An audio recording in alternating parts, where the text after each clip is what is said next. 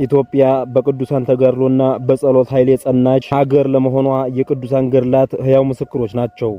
ከነዚህ መካከል በአፄ ሱስንዮስ ዘመነ መንግስት የነበረውን አስቸጋሪ ሃይማኖታዊ ፈተና በጽናት በመጋፈጥ የተዋህዶን ብርሃን ያበሩትና የጩጌ ማርያምን ገዳም የመሰረቱት ታላቁ ጻድቅ አቡነ ምእመነ ድንግል አንዱ ናቸው።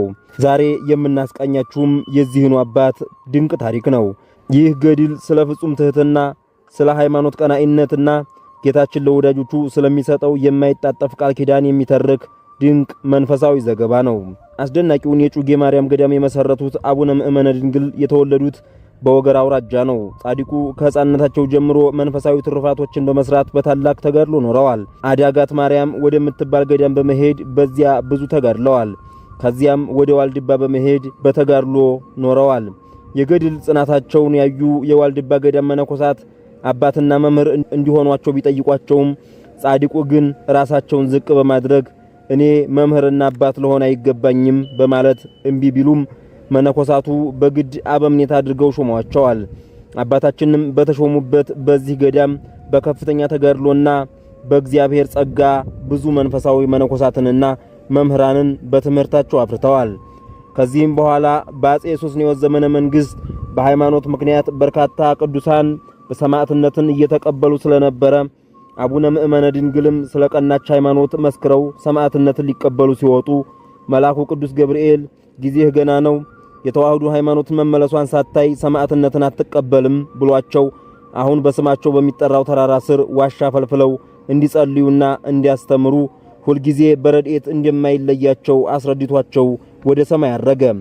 አቡነ ምእመነ ድንግል ዋሻ ውስጥ እያሉ ኢትዮጵያንና ሃይማኖቷን ለማጥፋት የመጣ አረመኔ ካቶሊክ መጥቶ ክርስቶስን አንድ አካል ሁለት ባህሪ ብላችሁ እመኑ እያለ ህዝቡን በግፍ በሚጨፈጭፍበት ጊዜ ጻድቁ ይህን በመቃወም ክርስቲያኖች ሁሉ በአባው ሃይማኖት እንዲጸኑ እግዚአብሔር በአካል ሶስት በመለኮት በስልጣን በገዥነት አንድ እንደሆነ አስተምረዋል። በሃይማኖታችሁ ጽኑ እያሉ ቀን ከሰራዊቱ ጋር እየዋሉ እያስተማሩ ያመኑትን ያጠምቁ፣ ቀድሰው ሥጋው ደሙን ያቀብሉ ነበር።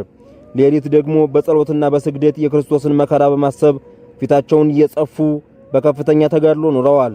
በዘመኑ አፄ ሱስንዮስ ነግሰው በነበሩበት ወቅት ከፖርቱጋል ጋር ግንኙነት ስለነበራቸው ለፖለቲካዊ ጥቅም ሲሉ ሃይማኖታቸውን ለውጠው ሲኖሩ በገዳማት የሚኖሩ መነኮሳትና በአድባራት የሚገኙ ሊቃውንት ስለተቃወሟቸው መነኮሳትንና ሊቃውንቱን እያደኑ ያስገድሏቸው ጀመር። በዚህም ጊዜ ጻድቁ አቡነ ምእመነ ድንግል ከ40 ልጆቻቸው ጋር ደቀ መዛሙርቶቻቸውን አስከትለው ጩጌ ቅድስት ማርያም ገዳምን ማህበር አድርገው መኖር ጀመሩ።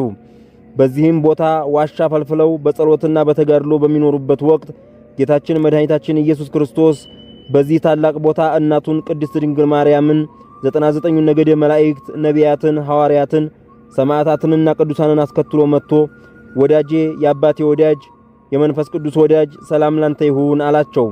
ጻድቁ ይህን የመሰለ ብርሃንና ልዩ ዝማሬ በማየታቸው ተደንቀው አምላካቸውን እጅ ነስተው ሰግደው እመቤታችንንም እጅ ነስተው ሳሉ ጌታችን በእጁ አንስቶ ለቅዱስ ስማቸው እንዲህ የሚል ቃል ኪዳን ገብቶላቸዋል። በዚህ ቦታ አንተ በተጋደልክበት ማህበር መስርቶ የሚኖረውንና የሚቀበረውን ሁሉ አኗኗሩ እንደ ሰማይ መላእክት እንዲሆንለት አደርጋለሁ።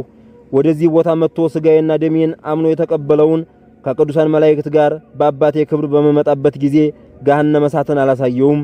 ምንም ኃጢአት ቢሰራ አምላከ ምእመነ ድንግል ይምረኛል ብሎ በፍጹም እምነት የመጣውን ወደ ተወለድኩበት ቤተልሔም፣ ወደ ያደግኩበት ናዝሬት፣ ወደ አስተማርኩበት ደብረ ዘይት፣ ወደ ተጠመቅኩበት ዮርዳኖስና ወደ ተሰቀልኩበት ቀራንዮ እንደሄደ እቆጥርለታለሁ በማለት አማናዊ ቃል ኪዳን ሰጣቸው። ከዚህ በኋላም ከሌሊት ሰዓታት በኋላ በስተቀኝ በኩል የኪዳነ ምሕረትን ጠበል፣ በስተግራ በኩል ደግሞ የዮርዳኖስን ጠበል አፍልቆላቸዋል። አቡነ ምእመነ ድንግል ቃል ኪዳን በተቀበሉበት በዚህ ቅዱስ ስፍራ ተጋድሏቸውን ይበልጥ ጨምረው ሲጋደሉ ከሚያደርጓቸው አስገራሚ ታምራት የተነሳ ፈዋሴ ዱያን ወይም የሕሙማን ፈዋሽ ተብለው ጠሩ ነበር።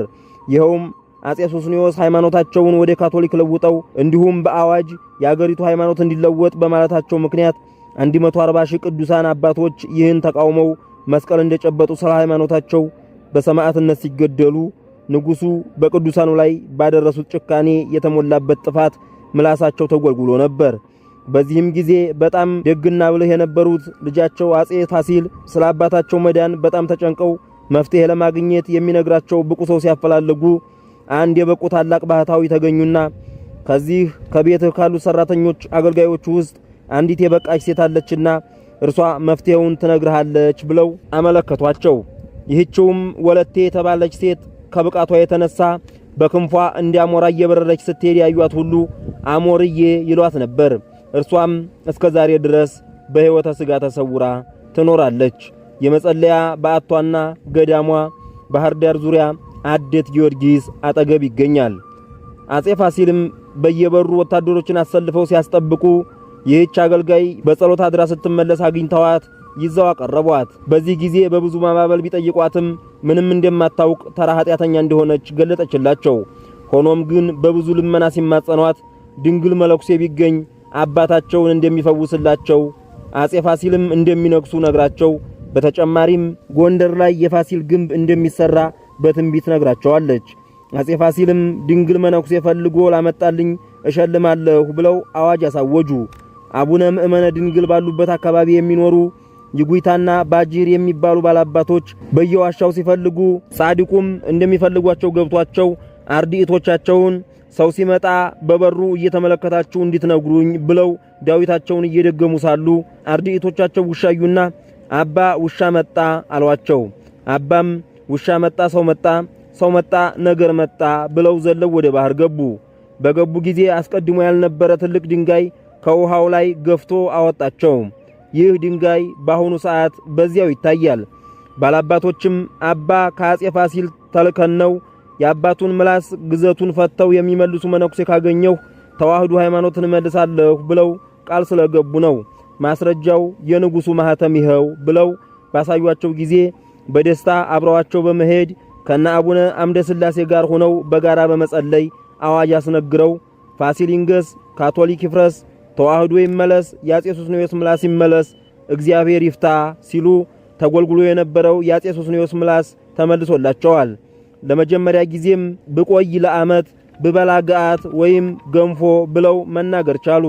አጼ ሱስንዮስም ንስሐ ገብተው መንግስታቸውን ለልጃቸው አውርሰው በክብር አልፈዋል። አጽማቸው በታላቁ ገዳም ዳጋ እስጢፋኖስ ውስጥ ከብዙ ደጋግ ነገስታት አጽም ጋር ይገኛል። የጻድቁ መጸለያ ቦታ በተፈጥሮ የተሸነቆረ መስኮት አለው። በዚህ ቦታ ላይ መካን የሆኑ ሁሉ በመስኮቱ ወጥተው ሲመለሱ ማየ ዮርዳኖስን ጠጥተው ሲሳለሙ ልጅ ለማግኘት ይታደላሉ። ይህን ቃል ኪዳን የሚያውቁ ጳጉሜን በሙሉ በማየ ዮርዳኖሱ በመጠመቅ ትልቅ ሀብተ ፈውስ ያገኛሉ። የዮርዳኖስን ጠበል የጠጣ ሰው ሲሞት ስጋው አይፈርስም፣ አይበሰብስም። በአርአያ ሥላሴ የተፈጠረው ክቡር የሰው ልጅ ይቅርና ጠበሉን የጠጡ እንስሳት እንኳን አካላቸው ሳይፈርስ ይኖራሉ። ለዚህም ማስረጃ ይሆን ዘንድ 400 ዘመን ያስቆጠሩ 16 የሚሆኑ ጠበሉን የጠጡ ፍየሎች አካላቸው ሳይፈርስ እንደደረቀ በቁም ያሉ መስለው ዛሬም በገዳሙ ይገኛሉ።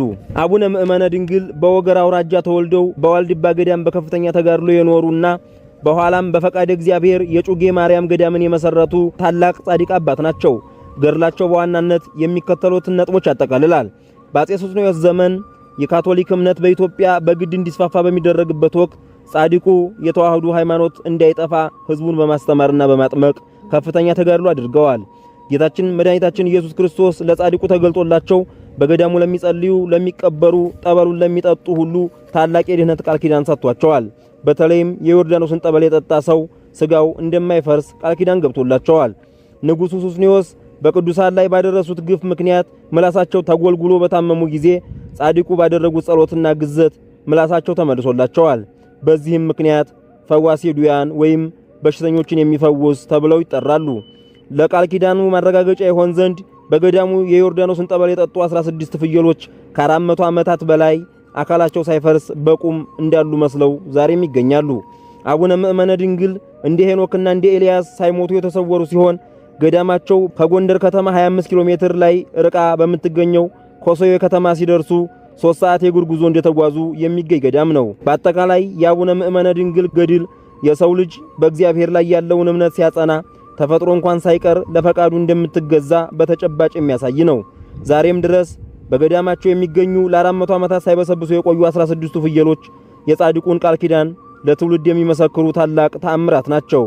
ጻድቁ አቡነ ምእመነ ድንግል እንደነ ኤልያስ እንደነ ሄኖክ በሕይወተ ሥጋ ተሰውረው ለሀገራችንና ለሕዝባችን የሚጸልዩ መከታ በመሆናቸው ታሪካቸውን ማወቅና በረከታቸውን መካፈል ለሁላችንም ተገቢ ነገር በመሆኑ ይህን የእሳቸውን ገድል አዘጋጅተን ወደ እናንተ አቀረብን። የአባታችን አቡነ ምእመነ ድንግል ረድኤት በረከታቸው ጸሎታቸው ከኛም ከሀገራችን ከኢትዮጵያም ጋር ለዘላለሙ ጸንቶ ይኑር አሜን።